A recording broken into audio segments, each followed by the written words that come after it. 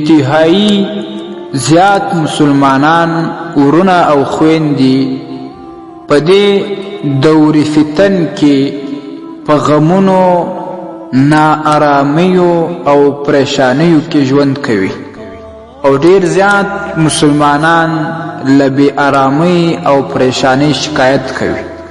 محمد عربي صلی الله علیه وسلم یو ناشنا دعا خپل امتیانو ته او خاص کر هغو امتیانو ته ښودلې ده چې په پریشانۍ او بې آرامۍ کې ژوند کوي.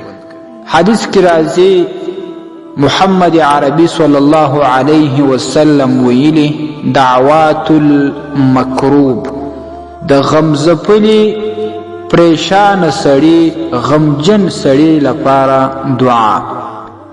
الفاظ د دې دعا دا دي: اللهم رحمتك ارجو فلا تكلني الى نفسي طرفة عين واصلح لي شأني كله لا اله الا انت. د دې الفاظو معنا دا ده: اللهم رحمتك ارجو، اے الله ستا د رحمت طمع او امید لرم. فلا تکلنی الى نفسی طرفة عین، ما وخپل نفس تا یو دقیقه لږ مقدار هم مسپاره، ځکه نفس انسان په گمراهیو پریشانیو او شهواتو کې اچوي.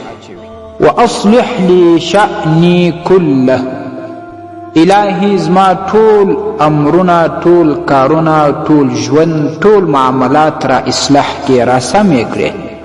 لا اله الا انت، د عبادت لایق سوا ستانه بل څوک نشته.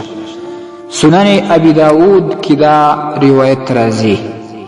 نو هر مسلمان ورور او خور لره دا شای چې همیشه دغه دعا دغه ذکر دغه ورد خپل وظیفه وګرځوي.